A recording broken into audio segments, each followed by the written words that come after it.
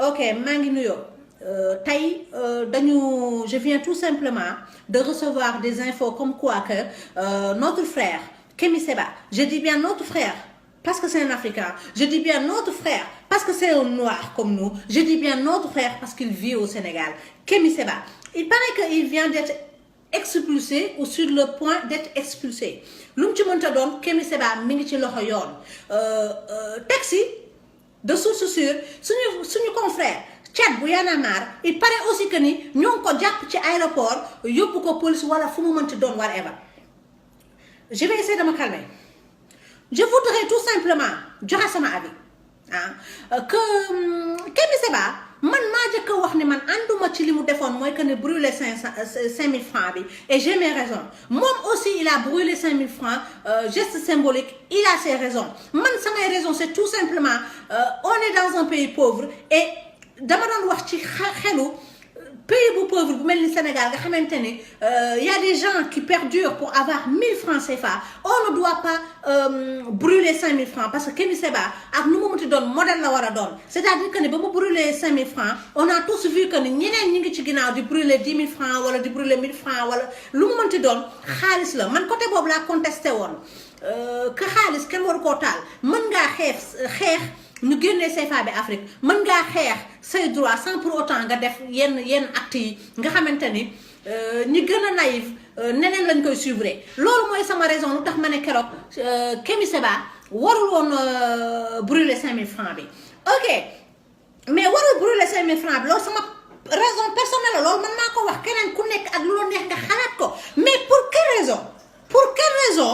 ak fan la ñu mës a gis ci àdduna ñu génne benn africain ci Afrique wala ñu génne benn européen ci Europe wala ñu génne tout simplement nit ci askanam nit ci xeetam Kémi Seba ak lu mu mënti doon il a la même couleur que nous te kat ki joxe ordre bi pour ñu génne ko c'est sûrement le président de la République wala son gouvernement et ñoom bu ñu xoolee seen yaram xool yaramu Kémi Seba waruñu nangu di jël seen xeet waruñu nangu di jël seen doom c'est votre fils que vous êtes en train de mettre dans la merde là jël ko di ko jox tubaab yi nga xamante ne ñoo nootoon seeni maam mais nag vous venez tout simplement de confirmer wax ji nga xamante ne nit ñi ñu ngi koy wax ne yéen tubaab yi ñoo leen diriger vous venez de le confirmer tubaab yi ñoo joxe ordre parce que Sénégal il paraît que ni depuis démb wala barki démb amu leen gouvernement donc dites-moi tout simplement un pays qui n'a pas de gouvernement un pays qui n'a pas de premier ministre depuis qui a signé le décret mais dites-moi tout simplement xawma damay laajte xawma kan moo ko signé ku ko mënti signé rek xamaara ku ko mënti signé man naa ni mbaam la bu dee président bi moo ko signé bu dee ministre moo ko signé bu dee tubaab yi ñoo joxe ordre bi c'est des chiens tout simplement parce que être chien ne peut pas dépasser du fait que nga jël un africain di joxe ay ordre pour ñu génne ko dans un pays en Afrique. Et là, on va se dire oui, on est dans un pays de droit. Ah, motherfucker man, nekkuleen ci pays de droit parce que boo leen nekkoon ci pays de droit doo leen nangu tubaab bi noot seeni maam ba pare bëgg leen nootaal yéen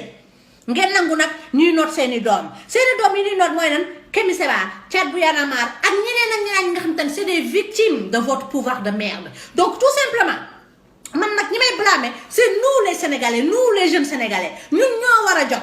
waaw bu fekkente ne Ivoiriens yi ñoo ngi xeex di jël li ñu moom Congolais yi di xeex di jël li ñu moom yeneen pays en Afrique di xeex pourquoi pas Sénégalais dafa jot ñu bàyyi naan suñu réew mi dëkku jàmm la suñu réew mi dëkku lii la kenn waxul kenn def violence on n'incite pas à la violence mais on incite tout simplement à ce que les gens xam seen ay droit xam li ñu moom xam seen devoir bien sûr notre devoir c'est de respecter le président bien sûr notre droit c'est de respecter les décisions qui viennent du palais mais quand même il y a des décisions qu'on n'est pas obligé d'accepter. Une telle décision de faire sortir un frère africain. Parce qu'il y en a qui disent qu'il a la nationalité sénégalaise. Je ne sais pas. Je ne sais pas de détails. La seule chose que je sais, c'est que Kémi Seba, c'est un d'origine béninois qui vit en France ou au Sénégal, whatever. On ne doit pas le faire sortir parce que c'est un Africain. Et puis, le moment c'est quand même un panafricain. Ki nga xamantene tous les jours que Dieu fait faut que mu sa dégg intérêt Afrique lay xeex foo leen ko mënti gis lu avancé loo Afrique moo ko tax muy wax mooy lan mooy ñun ñu am suñu indépendance dafa jot nag que jeunes yi génn dëkk nday palais bi jël li ñu moom waaw j'insulte jeunes yi génn nit ñi nga xamante ni xam nañu seen devoir ñu génn dem ci nga xamante ni fa la ñuy xeexee ñu xeex jël li ñu moom quand je dis xeex c'est pas la violence c'est pas jël paaka jël pistolet rayanteel non il suffit tout simplement ngeen taxaw là il est au commissariat de Dieuppeul wala aéroport whatever fu Kémi Séba nekk sénégalais xam nañ ko dafa jot nag ñu génn dem foofu taxaw wane ni d'accord ñu suñu ñu delloo Kémi Séba même bu dee on n'aura pas assez de force pour battre un gouvernement ku ne xam nga ni nguur kenn mënut a xeex ak moom mais au moins ñi nga xamante ni ñooy jël décision yi xam ne décision bi jël naa ko ñoom mënuñu si dara mais d'accord si noonu la sénégalais yi war a def mais sénégalais bu jaree toog ci Facebook bi di duul bu jëree toog si Facebook di def ay commentaires ak a publier ñoo gën a gaaw jëkk information sax journalistes internationaux yi xaw ma nu mu tudd télé bay joxe information yu gaaw yi Euronews la xaw ma sénégalais yi leen gën a gaaw parce que fi ñu toll nii benn info bu amee tout de suite duggal Facebook ils ont tous les bonnes infos mais bu génn jotee kenn du génn ak a ñoo tàppet sénégalais rek du ñu génn du ñu xeex du ñu wax da ngeen di génn. ngeen bàyyi publication Facebook bi ak vidéo yi benn ci man de ban maay jiitu man Feuz Galsen fu génn am ma génn waaw du ma daw te kenn intimidé wu ma benn gouvernement wala benn doomu aadama du ma intimidé si samay droit du ma tooñ nag du ma saaga kenn ku ma warul saaga du ma tooñ ku ma tooñut ma fayu mais dama ni sénégalais nañu bàyyi tapet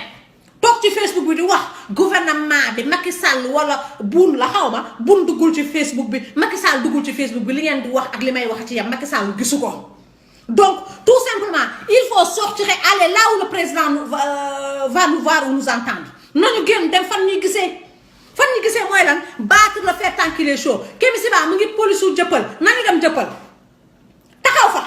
policiers yi Sénégal yi nga xamante ni ñoom dañoo xaw a sauvage nag ñoom dangay taxaw sax ñu lay dóor dégg naa ne demoon sax aéroport wala police Dieuppeul ay livre ñu gën a di leen dóor waaye dóor doomu aadama pour lan foo leen ko teg